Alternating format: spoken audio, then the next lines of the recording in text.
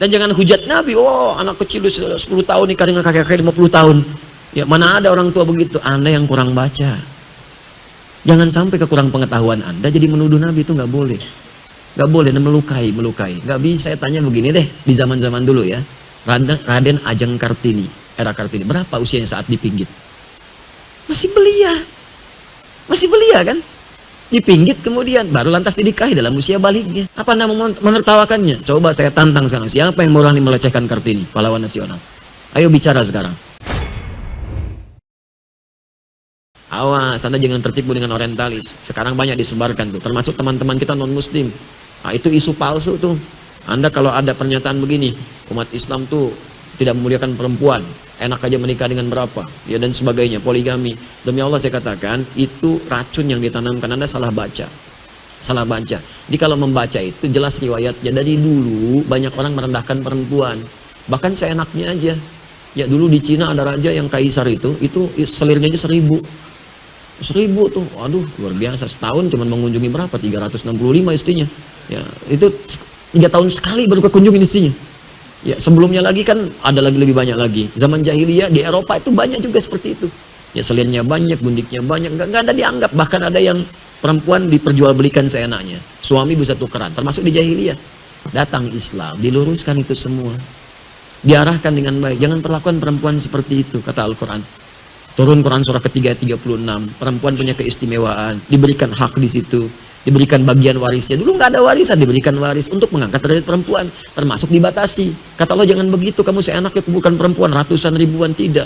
Kalau kamu memang sanggup untuk bisa menikah lebih daripada satu perempuan, ini alasannya. Kalau bisa jangan lebih dari 4. Nggak ada satu pengen nambah 2, pengen nambah 3, 4 cukup. Di luar batas kesanggupan itu tidak.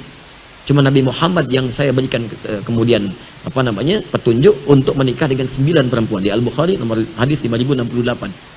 Ya, dari Anas bin Malik. 9 pun itu dengan hikmah, bukan untuk dunia. Karena semuanya rata.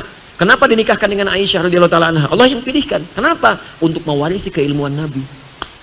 Makanya dari Sayyidah Aisyah nggak ada keturunan. Dan jangan hujat Nabi, oh anak kecil 10 tahun nikah dengan kakek-kakek 50 tahun. Ya, mana ada orang tua begitu. Anda yang kurang baca.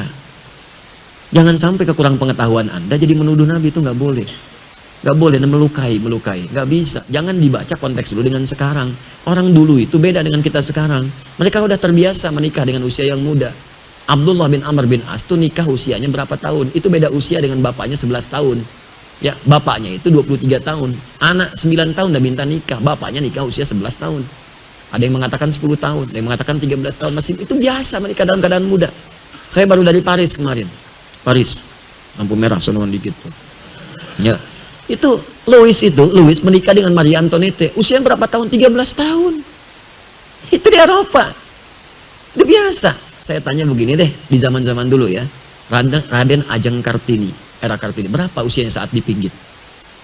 Masih belia kan? Dipinggit kemudian baru lantas dinikahi dalam usia baliknya.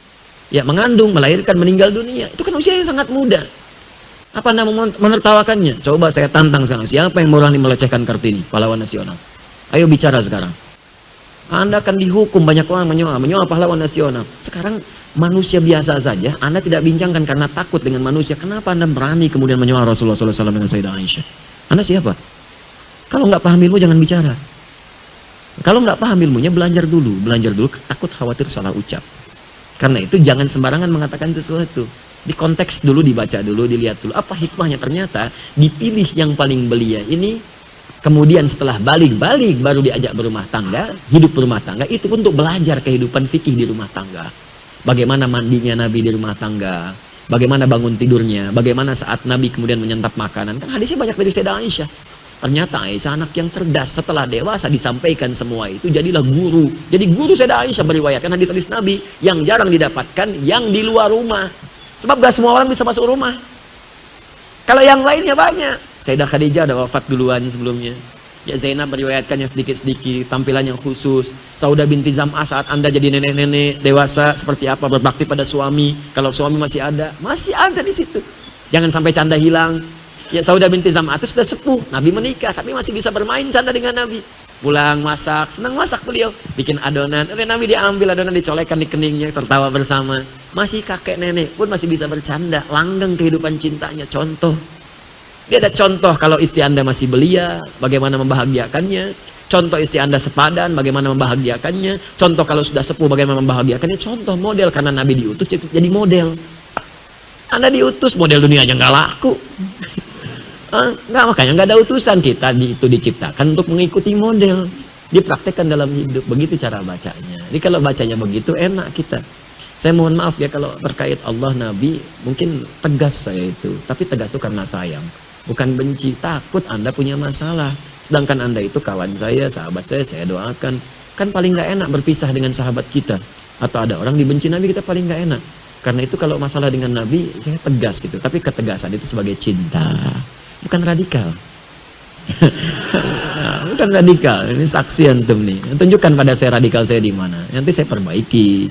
Kan kita memperbaiki diri setiap hari. Mungkin ada yang salah itu pasti. Tapi di balik yang salah kita bertobat. Tunjukkanlah kalau ada yang kurang baik. Tunjukkan supaya saya perbaiki.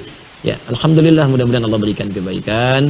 Ya, alhamdulillah. Kita nggak perlu banyak-banyak lah hal-hal yang kita bahas, sedikit tapi bisa bermanfaat insya Allah. Ya, jadi beberapa waktu ini saya mohon doa juga.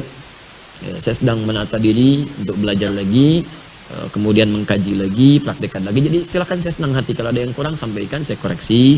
Kalau ada praktek yang kurang tepat, sampaikan, saya perbaiki. Jadi kita bisa berbuat lebih baik lagi insya Allah.